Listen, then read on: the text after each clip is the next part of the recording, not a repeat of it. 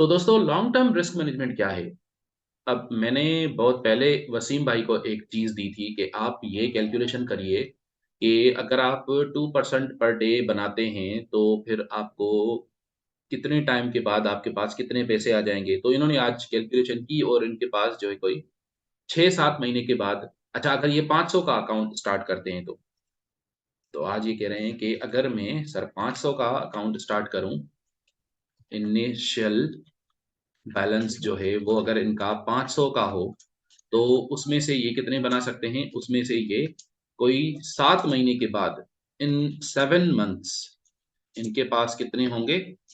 इनका बैलेंस होगा कोई $16,000। तो हम थोड़ा-सा इसमें ये देखेंगे कि क्या ये पॉसिबल है? क्या ये अनरियलिस्टिक तो नहीं है? क्योंकि अगर इतना ये सब कुछ पॉसिबल होता, तो फिर ये कैसे होता? मतलब ये फिर हर कोई ना कर लेता। तो इसको मैं टॉपिक को थोड़ा अगर रिफाइन करूँ तो मैं कहूँगा long term risk management and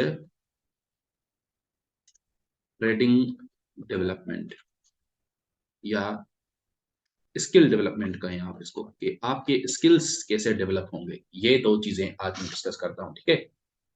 सबसे पहले तो हम इसको ये देखेंगे कि क्या ये इसके अंदर कोई अनरियलिस्टिक चीज़ तो नहीं है कि तो हाँ, इसके अंदर बिल्कुल एक अनरियलिस्टिक चीज़ है। वो ये है कि आपने ये गेस किया है सिर्फ़ कि आप बनाओगे पर डे कितना 1% रिस्क करके 2% बनाओगे, ठीक है? 2% बनाओगे। तो शुरू में ऐसा होता है कि इंसान जो है ना ऐसे सोचता है कि हाँ, ठीक है अगर मैं 1% रिस्क करके 2% बनाऊँ, 1% का स्टॉप लॉस और फिर स्टॉप लॉस का डबल जो है वो मेरा टीपी होगा, ठीक है? तो बिल्कुल ऐसा क्या ये पॉसिबल है? बिल्कुल पॉसिबल है। ये बिल्कुल पॉसिबल है कि अगर आप 1 दिन में 1% रिस्क करके 2% बना लेते हो, बिल्कुल बना सकते हो, इतना मुश्किल नहीं है। आपको सेटअप्स तो मैंने आपको बताए हैं ना कि कहाँ पे क्या करना है, बाय करना है, सेल करना है, आपको सब पता है। यहाँ पे एक प्रॉब्लम आ जाती है, वो ये है अब अनरियलिस्टिक फिर कैसे हुआ ये? अनरियलिस्टिक ऐसे है कि because you are ignoring the losing days और फिर जो लूजिंग डेज़ होते हैं, उनका सिर्फ़ फाइनेंशियल इम्पैक्ट नहीं होता। लूजिंग डेज़ के जो इम्पैक्ट्स हैं, वो मल्टीपल होते हैं। कैसे? इम्पैक्ट्स ऑफ लूजिंग डेज़ अगर हम देखें, तो कौन-कौन से होते हैं? सबसे पहला तो ज़ाहिर है आपका प्रॉफिटेबिलिटी, लेस प्रॉफिट्स आपके बनेंगे, ठीक है? या लॉसेस होंगे, ठीक है? लेकिन ये एक ही इम्पैक्ट हुआ। इससे भी बड़ा इम्पैक्ट, अगर आप उस इम्पैक्ट को कोप करने लग जाओ, अगर आप उस इम्पैक्ट को मैनेज करना सीख जाओ, तो फिर प्रॉब्लम नहीं है। वो कौन-सा इम्पैक्ट होगा? वो है साइकोलॉजिकल डैमेज। वो जो डैमेज होगा ना आपका, उसमें फिर आप बोलोगे कि यार ये क्या हो गया? मैं ये तो मेरा प्लान चौपट हो रहा है, क्योंकि मैंने 2% पर डे सोचा था कमाऊँगा। अच्छा 2% पर डे यानी 1% कितना होता है? 1% ऑफ अकाउंट होता है $500 का 1% होता है $5। 2% होता है $10। तो $10 अगर मैं कमाऊँगा पर डे तो फिर मैं 22 दिनों में कितने कमाऊँगा? 22 दिनों में मैं कमा सकता हूँ $220 कमा सकता हूँ मैं। तो आपका तो प्लान चौपट हो रहा है, अगर आपका एक लूज़िंग डे डे आ गया दरमियान में तो। तो इस हिसाब से आपने क्या किया है, you are ignoring the losing days एक तो और दूसरा मैं कहूँगा you are overstating the number of days. आप ठीक है 22 दिन होते हैं, किसी महीने में 23 दिन भी होते हैं, शायद अभी जो ये मार्च आ रहा है ना नेक्स्ट महीने, इसके अंदर शायद 23 या 24 दिन होंगे, 23 दिन होंगे ट्रेडिंग डेज़। तो हाँ, इसमें डेज़ ज़्यादा हैं। लेकिन आप ये समझ लीजिए कि आपके पास 20 दिन हैं, 20 से ज़्यादा नहीं है, ठीक है? तो आप क्यों ऐसा मैं क्यों बोल रहा हूँ? क्योंकि कभी हॉलिडे हो गया, बैंक हॉलिडे, कभी कोई और हॉलिडे है, कभी कुछ और है या दिसंबर का इफ़ेक्ट है। तो इन सब चीज़ों को आप अगर इंक्लूड करो तो फिर आपके जो दिन हैं वो 20 हो जाते हैं। तो आपके लिए आपको क्या करना पड़ेगा? 22 से आपको मूव करना पड़ेगा 20 की तरफ, ठीक है? तो आप 20 दिन रखोगे। और दूसरा आप इग्नोर कर रहे हो लूजिंग डेज़ तो आप लूजिंग डेज़ को भी इंक्लूड कैसे करोगे? आप ये सोचिए कि आपके 4 दिन बल्कि 20 में से 5 दिन जो हैं वो लूजिंग डेज़ हैं और आपके 15 दिन जो हैं वो विनिंग डेज हैं। अब आप कैलकुलेशन करिए, और जब आप लूज कर रहे हैं तो अब सबसे पहला तो ये हम अजम्पशन बना रहे हैं, ये रियलिस्टिक नहीं है कि जब आप लूज करोगे तो आप कितना लूज करोगे। यानी जिस दिन आपका बिल्कुल टोटल लूजर डे है, उस दिन क्या आप ये बर्दाश्त करोगे कि आपका एक ही ट्रेड लूज हो गया और फिर आपने फिर छोड़ दिया ट्रेड। अगर ऐसा करोगे तो फिर तो ठीक है, फिर तो बहुत बढ़िया। यानी आप अगर अपने आप पे कंट्रोल पा सकते हो, तो फिर आपके जो लूजिंग डेज होंगे उनमें आपका लॉस कितना होगा। लूजिंग डेज पे आपका लॉस होगा 5 मल्टीप्लाइड बाय -5, है ना। और कमीशन वगैरह टोटल मिला के आपके वैसे ये 25 बनते हैं, 5 × 5 25 बनते हैं, लेकिन हम अगर इसको $30 मान लेते हैं, ठीक है, कमीशन वगैरह सब कुछ मिला के, स्लिपेजेस कमीशन वगैरह सब मिला के आपके $30 लूज होंगे। जो आपके अब विनिंग डेज हैं, विनिंग डेज के अंदर आपका कितना बनेगा। अगेन 2% यानी $10 मल्टीप्लाइड बाय कितने, 15 दिन, 15 दिन है तो इसका कितना बनेगा, ये बनेगा $150, है ना। तो $150 बने, और $150 में से आप अब नेट माइनस करो, तो नेट 150 में से कितना माइनस करोगे, 30 माइनस किया हमने, तो $120 क्या आप बना सकते हो monthly. Yes, it is realistic, ये रियलिस्टिक है। फिर प्रॉब्लम कहाँ आती है, लोग क्यों नहीं बना पाते। तो सबसे पहले तो दोस्तों मैं आपको बताऊं कि यस, लोग ऐसा बना पाते हैं, लेकिन दुनिया में इस तरह के लोग बहुत कम हैं, लेस देन 10%, रफली 5% होंगे शायद, जो पैसे डेली कमाते हैं मार्केट से। डेली का मतलब है कि वो मंथली बहुत अच्छी इनकम बना लेते हैं। डेली का मतलब ये नहीं है कि उनके पास कोई लूजिंग डे नहीं होता, बिल्कुल होता है losing day. It's not a problem, कोई बात ही नहीं है। उन्होंने इतना अपने आप पे कंट्रोल कर लिया है कि उनके पास उनका लूजिंग डे उनको तंग नहीं करता, उनको ज्यादा नहीं सताता। वो रिवेंज ट्रेडिंग नहीं करते। आम इंसान के साथ, आम ट्रेडर के साथ क्या होता है कि वो जैसे ही उसका लूजिंग डे आया, उसने रिवेंज ट्रेडिंग शुरू कर दी। पहले 1% लूज किया था, अब उसका वो निकालना भी है, 1% भी निकालना है और उससे ज्यादा कमाना भी है। तो वो उसके चक्कर में बड़ी पोजीशन साइज लगाएगा, गलत जगह पे ट्रेड करेगा, जल्दी ट्रेड करेगा। अगर फॉर एग्जांपल उसने किसी चीज को स्प्रिंग समझा था, स्प्रिंग पे बाय किया, स्टॉप लॉस हिट हो गया, तो वहां पे उसको गुस्सा आएगा और वो सेल करेगा, कहेगा अच्छा ठीक है ये अब नीचे जा रहा है तो सेल करो। वो असल में वाकई स्प्रिंग था, लेकिन वो और भी नीचे जाकर स्प्रिंग हुआ और वापस आया। अब उसको एसएल लगाने का मौका नहीं मिला, या टाइम नहीं मिला, या उसने सोचा मैं नहीं लगाता एसएल, भाड़ में जाए। अब उसने एसएल नहीं लगाया, अब वो स्प्रिंग बना और वो ऊपर चलता गया मार्केट। और चलते चलते चलते चलते अब अगर वो 2 घंटे के बाद मार्केट के प्लेटफॉर्म को FT4 को ओपन करता है, तो उसको अपना $500 के अकाउंट पे लॉस नजर आता है, -200 का। अब वो क्लोज करेगा ट्रेड को, क्योंकि अभी अगर वो क्लोज करता है तो उसका अकाउंट तो 300 पे जाकर पहुंचेगा। $500 वाला अकाउंट 300 पे जाकर पहुंचा, तो वो क्लोज नहीं करेगा, वो कहेगा मैं तो क्लोज नहीं करता, भाड़ में जाए ट्रेड। फिर क्या होता है, उसको गुस्सा आएगा और वो क्लोज नहीं करेगा, या अगर क्लोज करेगा भी तो शायद 300 400 पे जाकर, या फिर मार्जिन कॉल आ जाएगी, आपका ट्रेड ब्रोकर क्लोज कर देगा, वॉश आउट हो जाएगा आपका अकाउंट। तो सबसे बड़ी प्रॉब्लम है, अगर आप अपने आप पे कंट्रोल कर लेते हो तो फिर ये रियलिस्टिक है। कौन सा वाला रियलिस्टिक है, ये वाला $120 एक महीने में बनाना रियलिस्टिक है। लेकिन डू यू गाइज रियलाइज के it is how much, 120/500 multiplied by 100, ये कितना परसेंट है, कितना परसेंट है ये, यानी 12/15, 12/50, है ना, ऐसा हुआ ना। 12/50, तो 12/50 कितने बनते हैं, यानी 6/25, 24% है ये। This is 24% of your account. ये रियलिस्टिक है, बिल्कुल रियलिस्टिक है। लेकिन मैं आपको अब एक और भी एडवांस्ड स्किल समझाना चाहता हूं, बताना चाहता हूं। क्योंकि ये जो तरीका है, मैं समझता हूं कि ये तरीका मैंने ही आपको बताया है कि आप एक दो ट्रेड्स करके मार्केट से भाग जाओ। मैं समझ रहा हूं, मैं मान रहा हूं कि ये तरीका मैंने आपको बताया है, लेकिन ये तरीका कंप्लीट नहीं है, ये गलत है तरीका। लेकिन ये बहुत बेहतर है इससे कि आप सारा दिन मार्केट से लड़ते रहो और end of the day you are a loser. तो वो तरीका वो बिल्कुल गलत है।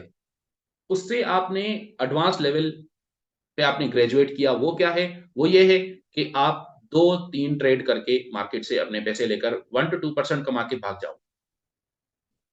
लेकिन मैं अब आपको उससे भी ज़्यादा अच्छा तरीका बताने लगा हूँ, क्योंकि और ये इसीलिए मैंने long term risk management and skill development लिखा है। अब जो रिस्क मैनेजमेंट था वो हमने कर लिया कि इस तरह अगर आप मैनेज करो तो ये पॉसिबल है। ये बिल्कुल रियलिस्टिक है। लेकिन अब स्किल डेवलपमेंट कैसे करनी है? तो दोस्तों, सबसे ज़्यादा इम्पोर्टेंट आइडिया इन ट्रेडिंग क्या है? मार्केट एनालिसिस के अंदर सबसे ज़्यादा इम्पोर्टेंट आइडिया है कि go with the flow, go with the bias, go with the trend. ये सबसे इम्पोर्टेंट आइडिया है मार्केट एनालिसिस के अंदर। लेकिन ट्रेडिंग का एक और एरिया है जो सबसे खतरनाक एरिया है, जो सबसे इम्पोर्टेंट एरिया है, वो है ट्रेडिंग साइकोलॉजी। ट्रेडिंग साइकोलॉजी के अंदर मोस्ट इम्पोर्टेंट आइडिया पता है कौन सा है? वो ये है कि आप फ़ियर को ओवरकम करना सीखो। जब तक आप फ़ियरफुल ट्रेडर हो, तब तक आप ट्रेडर नहीं हो। तब तक आप अच्छे ट्रेडर नहीं बन सकते। अब क्या ये मैं आपसे am I asking you too much, के मैं क्या मैं आपसे बहुत ज़्यादा तो नहीं माँग रहा? तो आप सिर्फ़ ये सोचिए कि अगर आप ट्रेडिंग के अंदर अभी भी आपको डर लगता है, भले थोड़ा-सा भी डर लगता हो, अब आप कह सकते हो ये कि सर अब मुझे डर नहीं लगता। तो मैं कहूँगा कि नहीं, शायद आप अपने आप से झूठ बोल रहे हो, या आपका अपना आप आपसे झूठ बोल रहा है। किसी भी तरीके से आप इसको देखो, लेकिन द प्रॉब्लम इज़ के you are still a fearful trader. जब तक आप फ़ियरफुल ट्रेडर हो, तब तक आप ट्रेडिंग की दुनिया में नाकाम, नाकाम, नाकाम, नाकाम, नाकाम रहोगे। You have to learn to trade without fear. Fear ख़त्म करना ज़रूरी है, इसके अलावा कोई डेवलपमेंट नहीं है, कुछ आपको काम नहीं आएगा। भले आप कितने बड़े रिस्क मैनेजमेंट टेक्निक्स सीख लो, मार्केट एनालिसिस के आप किंग बन जाओ, जब तक आप फ़ियर ख़त्म नहीं करते, तब तक you are not a trader. आप वही गलतियाँ करोगे, गलत जगह पे ट्रेड पुट कर लोगे, सही जगह पे ट्रेड पुट किया होगा, फिर उसको जल्दी कट कर लोगे, ट्रेड को लंबा चलने दोगे। जब आपका जिस दिन आपका फ़ियर खत्म हो गया, उस दिन आप इस तरह सोचने लगोगे कि हाँ, अब मुझे मार्केट जो है वो अपॉर्च्युनिटी के फ्लो के तौर पर नज़र आ रहा है।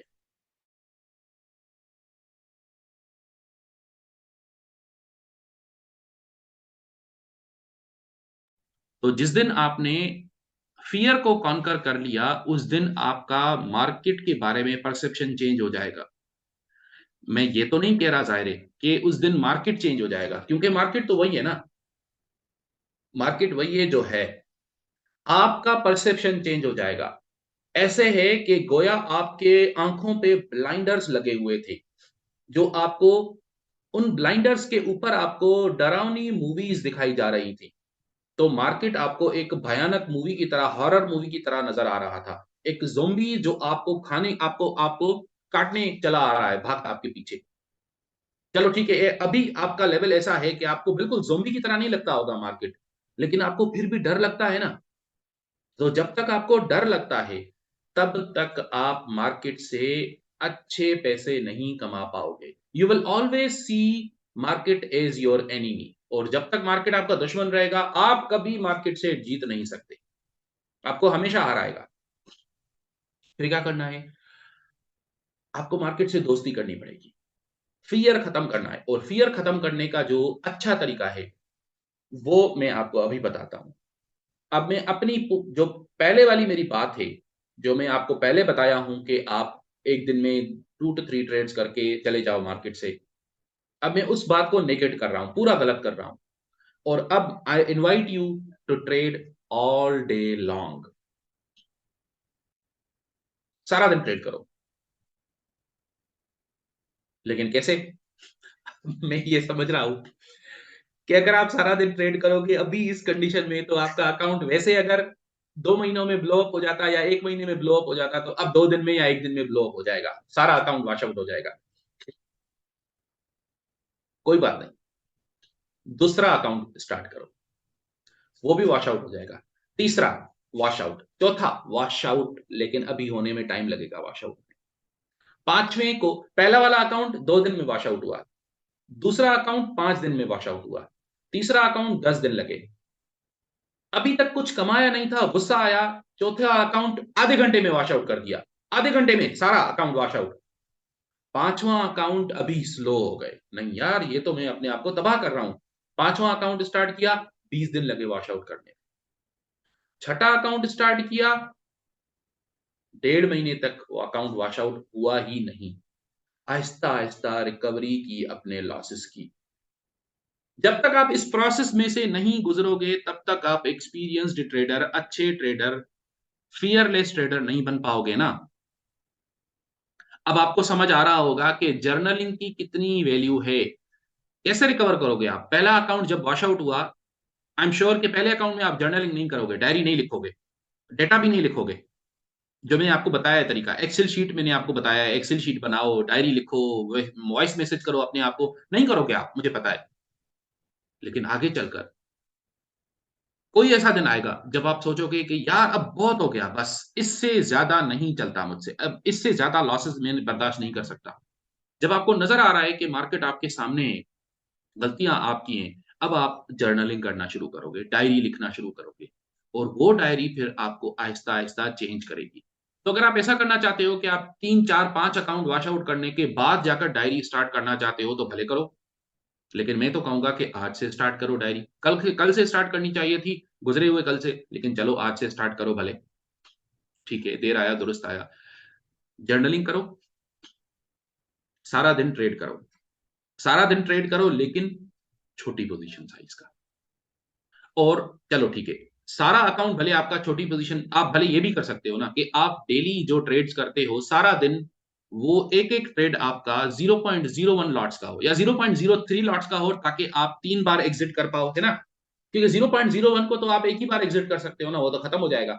तो 0.03 लॉट्स, 3 बार आप उसको एग्जिट कर सकते हो।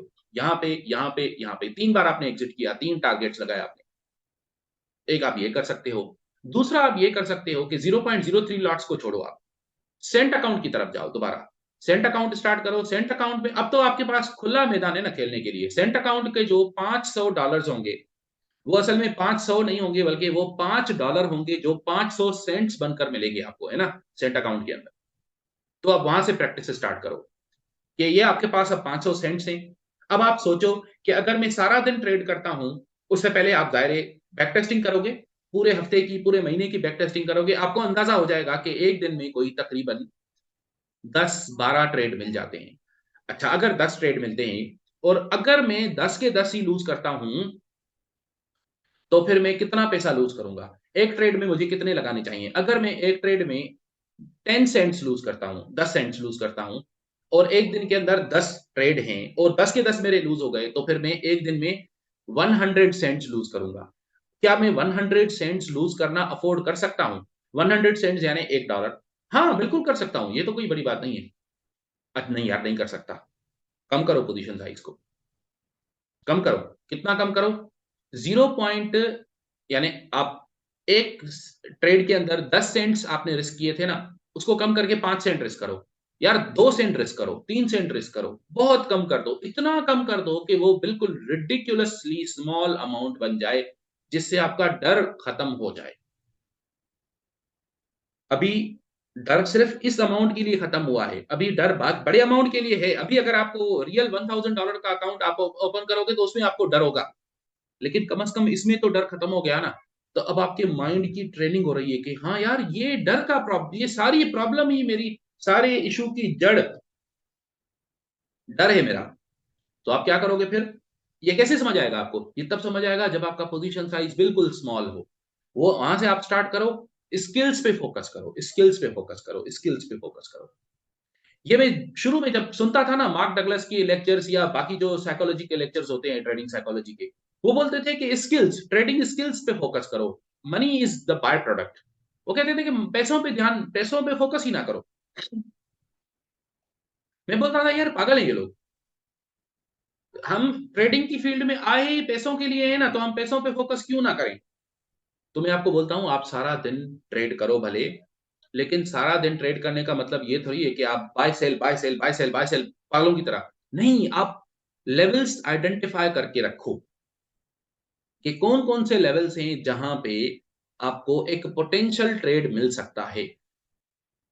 अब यहाँ पे एक प्रॉब्लम है, वो प्रॉब्लम ये है कि क्या आप सारा दिन बैठ सकते हो? आपकी तो जॉब है, फुल टाइम जॉब करते हो आप, तो आप अपना टाइम फ्रेम चेंज करो ना यार।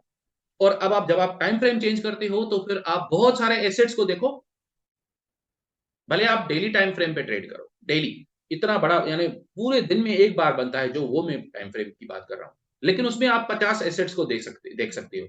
स्टॉक्स भी करो, उसमें बॉन्ड्स भी करो, और भी बहुत सारी चीजें करो, क्योंकि वो डेली टाइम फ्रेम है ना। आज अगर आपको एक स्टॉक में, टेस्ला स्टॉक में आज आपको शॉर्ट पोजीशन मिलेगी अगर, तो आपको जो एप्पल स्टॉक में शॉर्ट पोजीशन मिलेगी आपको 1 महीने के बाद। ये चलो स्टॉक्स को आप फिलहाल छोड़ो, इंडेक्सेस को करो। इंडेक्सेस और फॉरेक्स ये तो एक जैसे है ना। अब यहाँ पे आपको ये ध्यान में रखना है कि फॉरेक्स करेंसी पेयर्स जो हैं वो आपस में हेवीली कोरिलेटेड होते हैं। वो करेंसी पेयर्स जो यूएसडी के साथ है, जीबीपी यूएसडी और यूरो यूएसडी, दोनों के डिनोमिनेटर में यूएसडी है ना, तो ये दोनों आपस में कोरिलेटेड है। तो आप दोनों में ट्रेड नहीं करोगे, क्योंकि आपको दोनों में जो अपॉर्चुनिटी नजर आएगी वो तकरीबन एक ही टाइम पे नजर आएगी, एक ही टाइम पे आपको दोनों में स्प्रिंग बनता हुआ नजर आएगा। तो आप दोनों को बाय करोगे क्या? नहीं, क्योंकि आप you are doubling your risk, आप दुगना रिस्क ले रहे हो, डबल रिस्क ले रहे हो। तो आप क्या करोगे? Uncorrelated assets. अब कौन कोरिलेटेड, कौन कौन से हो? जो अब जीबीपी यूएसडी है एक, तो दूसरा होना चाहिए यूरो जेपीवाई। जीबीपी यूएसडी एक हो गया, इसमें कौन कौन से हैं? जीबीपी है और यूएसडी है। दूसरा मैंने बनाया यूरो जेपीवाई। तो अब यूरो जेपीवाई के अंदर जो दो करेंसीज हैं वो जीबीपी यूएसडी दोनों नहीं है ना, तो अब ये अनकोरिलेटेड हुए आपस में। एनजीडी सीएचएफ, न्यूजीलैंड डॉलर का सीएचएफ स्विस फ्रैंक के साथ, ये देखो आप, ये इन तीनों से अनकोरिलेटेड हुआ। एसएनपी 500, अब ये इन सबसे अनकोरिलेटेड हुआ। यूएस 30, अब ये फिर उन सबसे अनकोरिलेटेड। तो आप बहुत सारे एसेट्स को देख सकते हो। लेकिन जब भी आपको ट्रेड अपॉर्चुनिटी मिलेगी, you promise with me and promise with yourself कि जब भी अपॉर्चुनिटी मिलेगी आप ट्रेड लोगे। You can not pick and choose कि अभी ट्रेड करूंगा अभी नहीं करूंगा। हाँ, अगर आप फोकस नहीं कर सकते, मैं मान रहा हूं, उस वक्त आपको कहीं बाहर जाना है, कि अभी अभी ट्रेड मिल गया है, ठीक है, स्प्रिंग बना है, लेकिन अभी मैं बाहर जा रहा हूं, तो क्या करूं? क्या करूं फिर? दो ऑप्शन हैं। अगर आप कंफर्टेबल फील करते हो तो बिल्कुल smallest possible position, Saint account का 0.01 लॉट। सेंट अकाउंट का 0.01 तो बहुत छोटा होता है, वो लगाओ, लेकिन जरूर लगाओ। एसएल और टीपी दोनों लगाओ उसके। सेंट अकाउंट का 0.01 लॉट, उसका एसएल पता है कितना बनेगा? 1 या 2 सेंट बनेगा यार, 1 2 सेंट 3 सेंट कितना होता है? बहुत थोड़ा होता है। तो सेंट अकाउंट का 0.01 लॉट लगाओ अगर आपको बाहर जाना है तो। लेकिन आप सारा दिन you just watch the market and trade, ताकि आपका फियर खत्म हो, आपको पता चले कि यार इतना मुश्किल नहीं है ट्रेड करना। हाँ, शुरू में आप विदाउट स्टेक्स, अब एक तो तरीका मैं ये बताया कि 0.01 लॉट सेंट अकाउंट का। दूसरा तरीका है कि आप डेमो अकाउंट यूज करो, लेकिन डेमो अकाउंट मैं कहूंगा अगर आप बिल्कुल बिगिनर हो, एब्सोल्यूट बिगिनर हो, तो उसके लिए डेमो अकाउंट होता है। अब डेमो अकाउंट नहीं, अब आप रियल अकाउंट पे ही करो सारा कुछ। लेकिन रियल कौन सा? इतना तो ना हो ना कि आपको वो तबाह कर दे। अब आपको बाहर जाना था, आप कहीं काम पे जा रहे थे, कुछ और कर रहे थे, आप कहीं बिजी होने जा रहे थे, ऑफिस में या कहीं भी बिजी होने जा रहे थे, आपको पता है कि आप नेक्स्ट 1 घंटे तक ट्रेड को नहीं देख पाओगे, तो आप क्या करोगे फिर? 0.01 लॉट सेंट अकाउंट का लगा के आप उसको छोड़ दो, और बाद में फिर उसको देखो कि क्या हुआ आपके ट्रेड का। और अगर गलत हुआ तो क्यों गलत हुआ, क्या आपका उसमें कसूर था? अगर कसूर नहीं था तो 2 थम्स अप, मैं आपको बधाई देता हूं, कंग्रेचुलेट करता हूं मैं आपको। लेकिन अगर आपका कसूर था तो भी कोई दिक्कत नहीं, कोई बात नहीं, कोई प्रॉब्लम नहीं। डोंट जज योरसेल्फ, अपने आप से हार्शली बात ना करो कि ये फिर तुमने कर दिया, ऐसा ना करो। आई एम स्टूपिड ऐसा भी ना बोलो। ये लिखो अपने पास कि आज मैंने ये गलती की, और इस गलती की वजह से मेरा ये ट्रेड गलत हो गया, और अगर मैं ये गलती ना करता तो फिर कितना बनता ये इसका, फिर ये पोटेंशियल होता, इतना पैसे में कमा लेता। ये लिखो अपने पास, डायरी मेंटेन करो। देखो आपकी ट्रेडिंग आहिस्ता आहिस्ता आहिस्ता आहिस्ता इंप्रूव होती जाएगी, आपका फियर खत्म होता जाएगा सारा, और एक दिन आप बिल्कुल कंफर्टेबल बन जाओगे। क्यों? क्योंकि अब आपको पता है कि हाँ, वाकई सर सही सही बोलते हैं कि मार्केट में there is ton of opportunities, बहुत सारी अपॉर्चुनिटीज हैं, सारा दिन आप ट्रेड कर सकते हो। सारा दिन ट्रेड करने का मतलब ये, अगेन मैं दोबारा कहता हूं, मैं ये नहीं कह रहा कि आप बार बार buy sell buy sell buy sell, जो पागल हो जाते हैं जो लोग सारा दिन बाय सेल करते रहते हैं, उनका कुछ भी नहीं होता, आपको पता है ना, वो they are in at the end of the day they lose and they lose big. सारा दिन का मतलब है कि जब जब मार्केट की लेवल्स पे आए, आप पहले से चार्टिंग करके रख दो। सुबह आप उठे जैसे ही आपने चार्टिंग कर ली, ये एशियन हाई है, ये एशियन लो है, ये डेली हाई है, ये यस्टरडेज हाई यस्टरडेज लो, ये लेवल्स हैं। अब ये आज के दिन का, अभी दिन के अंदर अंदर इंट्राडे हाई है, ये इंट्राडे यानी अभी अभी जो थोड़ी देर पहले वाला ये हाई, ये भी मैंने नोट कर लिया। अब मार्केट सपोर्ट पे आ रहा है, सपोर्ट पे स्प्रिंग बना चुका है, उसके बाद मैंने लैपटॉप खोला है, सब स्प्रिंग बनाया है। गौर से देखो, क्या ये स्प्रिंग ठीक है, वाकई स्प्रिंग है? अगर स्प्रिंग है तो ठीक है, ओके, नो प्रॉब्लम, आपसे निकल गया, ऊपर जाएगा। अगर ये स्प्रिंग के बाद वापस आया, स्प्रिंग बना चुका, अक्यूमुलेशन खत्म हुआ, स्प्रिंग बनाया, ऊपर गया, फिर अगर दोबारा आपको अपॉर्चुनिटी मिली, कभी कभार वापस आ जाता है उसी लेवल को टेस्ट करने, तो वहां पे आपको स्प्रिंग बोर्ड मिलेगा, बाय करो। अगर आप बिजी हो, 0.01 लॉट पे बाय करो। ये ना देखो कि आपने कितने पैसे गंवाए या कितने पैसे बनाए, ये देखो कि आपका जो ट्रेड था वो कितना अच्छा हुआ, उसमें से आपने रिस्क रिवार्ड रेशो कितना गेन किया। क्योंकि अगर आपका रिस्क रिवार्ड रेशो अच्छा गेन करना आ जाता है आपको, ये स्किल, यार, ये skill, this is a $1 million skill, if you understand what I mean. It's a $1 million skill कि आपको अच्छे रिस्क रिवार्ड रेशियो वाले ट्रेड्स हंट करना आ जाएं। अगर ये आपको आ गया तो फिर आपको पता है, it is a magic, it is really a magic. क्यों? क्योंकि फिर तो आपको पता है कि मार्केट में ट्रेड कैसे करना होता है और बड़ा वाला ट्रेड कैसे लेना होता है। पेशेंस भी आ गया, स्किल्स भी आ गए। अब what are you waiting for? अब you will become a millionaire. एक दिन में नहीं, एक साल में भी नहीं, मे बी, लेकिन 3 4 साल 5 साल, जितना भी टाइम लगे, आप आराम से मिलियनियर जरूर बनोगे, और इस जर्नी के अंदर आप ढेरों सारे पैसे कमाओगे। लेकिन अगर आपका फोकस अभी इस बात पे हुआ कि यार शिट, मैंने तो 5 5 सेंट कमा दिए, या मैंने $2 कमा दिया आज, इस पे फोकस हुआ, तो फिर आप लॉन्ग टर्म में ट्रेडर नहीं बन पाओगे ना। अब मैं आपको रिकमेंड करता हूँ, एक चैट विद ट्रेडर्स पॉडकास्ट है, बहुत अच्छा पॉडकास्ट है, मैं उसको सुनता हूँ अक्सर। उसमें बहुत सारे ट्रेडर्स यही बात कहते हैं कि focus on the long term. ये देखो कि आप 10 साल के बाद अपने आप को किस लेवल का ट्रेडर देख रहे हो। ये ना देखो कि अभी एक दिन में कितना कमाया, कल क्यों लूज किया, आज क्यों लूज किया, ये ना देखो। अगर आप, पहले ऐसा होता था कि अब आप, जब आप लूज करते थे तो आपको गुस्सा आता था, अब जब आप लूज करते हो तो आपको कुछ कोई फर्क ही नहीं पड़ता। I congratulate yourself, I congratulate you, मैं आपको मुबारकबाद देता हूँ, बधाई देता हूँ। क्यों?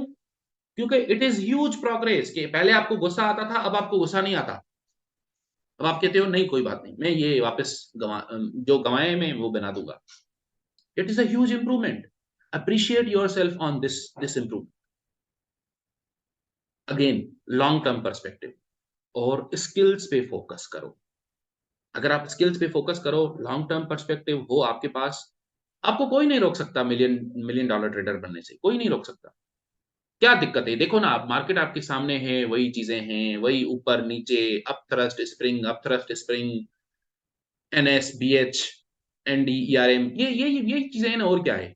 बायस देखना होता है, बैकग्राउंड देखना होता है, सपोर्ट रेजिस्टेंस लेवल्स बनाओ, रिस्क रिवार्ड देखो, बस हो गया ट्रेड। यही तो है, और क्या है यार, ट्रेडिंग में और क्या है, बस यही है ना। लेकिन इसको एग्जीक्यूट करना इतना मुश्किल क्यों है? इसलिए मुश्किल है because you are fighting against the biggest enemy, which is your psychology. आपका फियर आपको मरवाता है, आपका फियर आपको डुबोता है हमेशा। आप इमेजिन कर सकते हो कि आप गोल्ड मेडल लेना चाहते हो स्विमिंग के अंदर। देखो, आप मिलियनियर ट्रेडर बनना चाहते हो ना, आप बड़े अच्छे लेवल के ट्रेडर बनना चाहते हो ना एक दिन, यानी आप स्विमिंग के अंदर गोल्ड मेडल लेना चाहते हो। लेकिन ये वो स्विमर है जो, उसका टारगेट तो ये है कि मैं ओलंपिक का गोल्ड मेडल जीतूं स्विमिंग में, लेकिन उसको पानी से डर लगता है। ये बात कहने में भी कितनी हंसी आ रही है इंसान को, कि ऐसा स्विमर जो गोल्ड मेडल लेना चाहता है, उसको पानी से डर लगता है। आपको पानी से दोस्ती करनी पड़ेगी और दोस्ती करने में टाइम लगेगा लेकिन हो जाएगी।